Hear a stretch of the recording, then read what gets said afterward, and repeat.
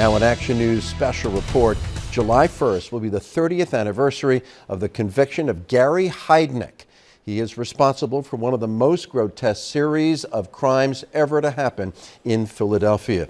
Action News investigative reporter Pradelli spoke to one of the survivors of the House of Horrors and others who were part of the trial that really captivated this area. Yes, Jim, Gary Heidnik, as you know, kidnapped, tortured, and raped 6 women. 2 were killed at the hands of Heidnik before he was finally captured. One of the survivors takes us back into that musty cellar and the brutal memories that still haunt her. He stripped me of all my clothes, my wig and everything, and I'm screaming. It's a moment seared in Jackie Askin's memory. Naked and cuffed, Gary Heidnik dragged her into his personal torture chamber, the basement in his home on the 3500 block of Marshall Street. Down below were 4 other prisoners. Yeah, they was all tied up, chained up. 2 was on the bed, 1 was by the pool table, and 1 was standing up by the window. Heidnik's sick perversions are what partly inspired the character Buffalo Bill in the Academy Award-winning movie The Silence of the Lambs. Heidnik had a pit he'd fill it with water and electric shock the women. But the torture didn't end there. There were daily rapes and beatings. He wrapped tape around our mouth and drove a screwdriver right in our ears and turned them. He wanted to have a perfect race, according to him, of children from these women. Chuck Peruto was an up-and-coming defense attorney in the late 80s and represented Heidnik after he was captured after Josefina Rivera escaped and flagged down a police officer. 2 cops pounded on the door. He opened the door and came out and wouldn't let them in, and they could smell the stench. They didn't want him going anywhere. They busted him right then and there. That stench was one of 2 victims who died in the House of Horrors, Sandra Lindsay and Deborah Dudley.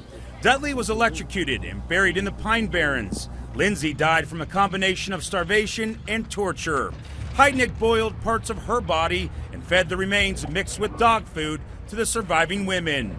During the investigation, police found 27 pounds of body parts inside Heidnik's freezer. He took me upstairs to the bathroom and he said, we all got to play a part in this. And I said, play a part in what?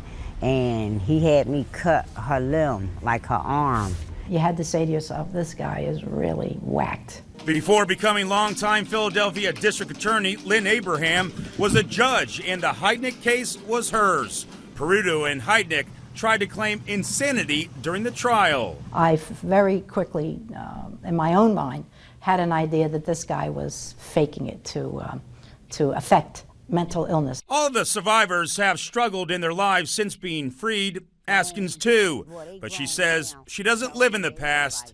She lives with her past. My whole thing to him was, why me? But you know, I guess that's a question he never wanted to answer. But I made sure he seen my face before he died. I wanted my face to be the last thing he seen. Gary Heidnik was put to death in 1999. He's the last person to be executed under the death penalty in Pennsylvania. I remember when the revelations came about what was going on in that house so vividly. And you know, there have been a lot of despicable crimes since. Nothing quite to match the horror and the grotesqueness of Gary Heidnik. Disturbing nonetheless, and it was something to go back into time and talk to that survivor. Absolutely. Thank you, Chad. Right.